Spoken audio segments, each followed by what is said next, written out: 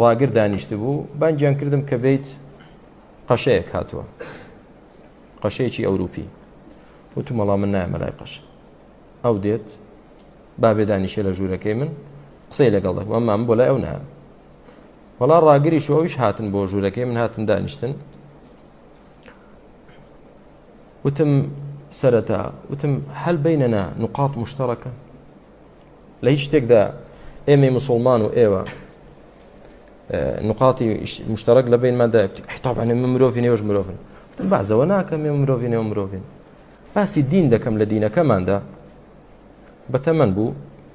ینی قەشەیەکە و کەنیسەیەکی لەبەردەستە وتی ئای چۆن ئیلاهمان واحد ئیلاهنا واحد هەمووی تەسجیلم کردووە هەمووی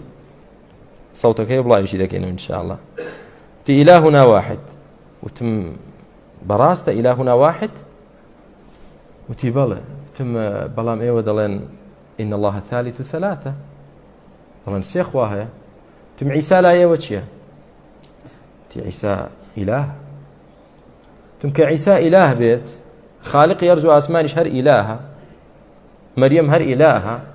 کەواتە سێ خوا هەیە کەواتە یەکەم خاڵ ئێمە مختلفین کە بڵێ وەڵای ئێمە لە ئیلاهدا ئیلاهمان یەکە كي إله مانك إله من يجني نعمة مختلفين نحن نعبد إلها واحدا وأنتم تعبدون آلهة ثلاثة نحن موحدون وأنتم مشركون أو فرق بين إما وإما وتنا إما أو هذا التعبير دادنا هل يجي إلهه وتم كان سؤالك اللي ذكم عيسى خالق يا مخلوق ولا الراوس توتي هو خالق شو وتي خالق شو مخلوق يتم شلون ده بخالق مخلوق بيت كمخلوق بنا بخالق بيت كخالق بنا بمخلوق بيت أو جار عيسى خوا الله يكتي هو كامل الله تنباشا ايوه لما اعتقدي ايوه عيسى كشتراو صلب كرايا ناوتيان بالا تمكوات اخوانا ما تم ما دام عيسى كشترا وصلب كرا كواتا خالق يرزو اسمان نماوا لو كاتو كعيسى كشترا ونالن عيسى كامل الله خوايا يستاتو تدئما لو متفقين كيك خوايا او خوايا جاي ودلن عيسى كامل الله وديشن لولا ودلن عيسى كشترا وصلب كرا كواتا خوانا ما خوا ارزو اسمان نما بيم ناڵێ ئەم کەونەچیە بەڕێوەی دەبا ستایۆ بێ خوان خواتان نییە وەڵا ڕاوەستاوتی ئەو مشکلە دەزانی حەل نابێت تا ڕۆژی قیامەت تمنا لا ئێوە حەل نابێت لا ئێمە حەل بووە وەرە چی پرسیارەت هەیە بیکە لە دینی ئیسلام غموضی تێدا نیە جوابەکانی ساهلە بەڵام لای ئێوە جوابتان نییە تم هەز ناکەی لە تەناقوڵدا دەژی جوابەکانت موافقی عەقڵە وتی نا بەڵام هەموو شتێک شەرنی عەقڵی بێ و منطقی بێ هەندێک شتی ڕوحیە تم ڕوحی چی یعنی چۆن ڕوحیە تيم اعتقاد من وا يعني عيسى كامل الله دله كامل الله لولا شو في دله بابا شلون دبي كامل الله به اخر كخالق به شلون مخلوقه كمخلوق به شلون خالقه او جاره شلون دبي تم شلون دله يك خواها وسي خواشا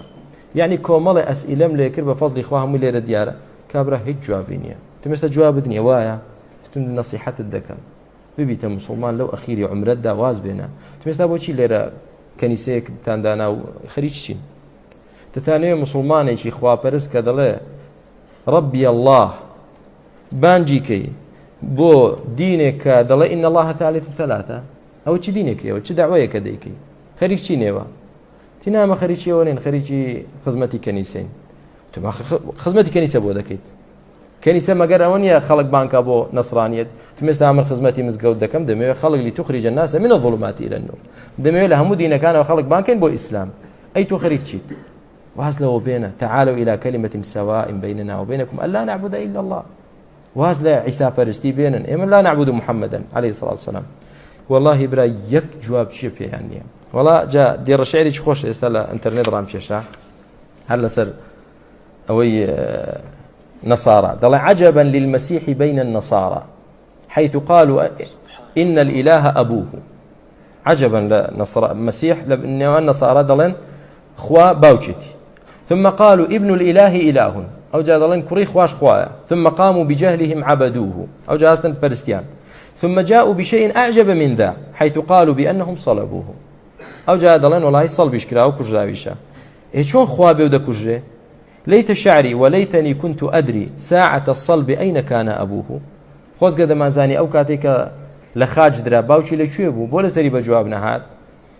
حين خلى ابنه رهين الأعادي أتراهم أرضوه أم أغضبوه. يعني خوا لێگەڕێ کوڕەکەی ئەوە خەریکە لە خاز دەدرێ ئەویش بێدەنگە ئایا ئەوان خوایان ڕازی کرد یا تووڕەیان کرد. أسلموه لليهود وقالوا إنهم بعد قتله صلبوه. تسليمي جولكيان كرد ووتيان دوايك أو ككشتيان لخاتشيان دا. فلئن كان ما يقولون حقا فاسألوهم أين كان أبوه. بابرسياريان لبكن. فلئن كان راضيا بأذاهم فاحمدوهم لأنهم عذبوه. أجر خوا رازي بو بيت بويك أوان لخاتشيان دا وكشتيان كواتد بشكري چێ بکەین یەهود کەین چونکە چیان کردووە ئەو کارەیان بەسەر هێناوە. باشە وإن كان غاضبا غير راض ئەو کاتە چی فاحمدوهم لأنهم عذبوه دەبێ ئەو کاتە شکریان بکەین. یعنی تەماشا دەکەی دینێکە وتم ئێوە دە کەس بێنن وەکو ابن القەیم دەڵێ ڕەحمەتی خوای لێ بێ ئەگەر دە کەسی گاور بێنین هەر یەکەی مەزهبێکتان هەیە هەر یەکەی دینێکتان هەیە. تینانە ئێمە زۆر بەمان واین زۆر بەمان تقریبا لە 180 ڕەئیمان وا وەکو یەکەو ئەو جا ناکرێت دینی باوکو باپیرمان واز لێ بێنین و تم بەڵام دەزانی بیستومانە لەو لاجیئانەی ڕۆیشتون نەفرێک دەڵێن بۆتە گاور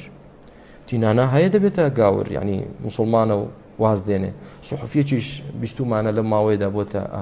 تم بەڵام مژدەیەکت دەمێوتی چیە وتم گوێ نەمگرتە ڤیدیۆ بگرە لەگەڵ قسیسێکی نەسڕانی رووسی تەلەڤیزیۆنی ئەڵمانی مقابلەی دەکا بڵاو بۆ تۆ ئێستا مقابل لەگەڵ و قسیسە دەگەن کە نەسڕانیە دەڵێت چۆن دەڕوانیتە دینی ئیسلام و چۆن دەڕوانیتە دینی نەسڕانی دەڵێت دینی نەسڕانی دوای 4-5 ساڵی تر نامێنێت خەڵک هەمووی بەرەو ئیسلام دەڕوات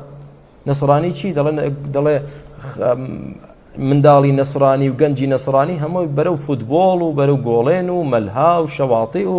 ڕابواردن و دین نەما لای نەسڕانیەت بڕۆ کەنیسە 4-5 پیرێژن و پیرەپیاوی ببینی کەسی تر نابینی. بەڵام دەڵێ لەو رووسایە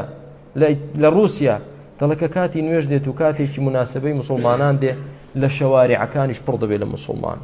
دەڵێ بە هەمان شێوەش لە ئەوروپا دەڵێ تەواو مستەقبل هەر بۆ ئیسلامەیە تومەرە گوێ لێ بگرێ وەڵات تەماشای کردو هەر سەری بادەدا تم بۆیە نەسیحەتت دەکەم لە ئاخیری عمرت پەشیمان بەوە وەرە موسڵمان بە تی ناکرێ ئێمە باوکو باپیرمان هەروا بووە و تم ئێمە دینی تەقلیدی ئەعمانیە ئەگەر مامۆستایەکمان شەیخێکمان کەسێکمان شتێکمان پێ بڵێ ڕاز نەبێ قەت قبوڵی ناکەین. ئێستا من چەند پرسیارم لێ کردی جوابت نییە دەڵێم متەناقضیت بۆ خۆشت دەڵێ بەڵێ تەناقضی تێدایە دەڵێم شتەکان موافقی عەقڵ نییە دەڵێ بەڵێ وایە ئەی بۆ موسڵمان نابی ناوتی من یەقینم هەیە نێکتم کەیف خۆت ئاجامە بەستم براگیان ئەمە دینەکەی ئێمە بەس شکری خوای دەوێت الحەمد لله الذي هدانا لهذا حەمدی خوای دەوێت لەسەرەوەی کە هیدایەتی داین بۆ ئەم دینە پاکە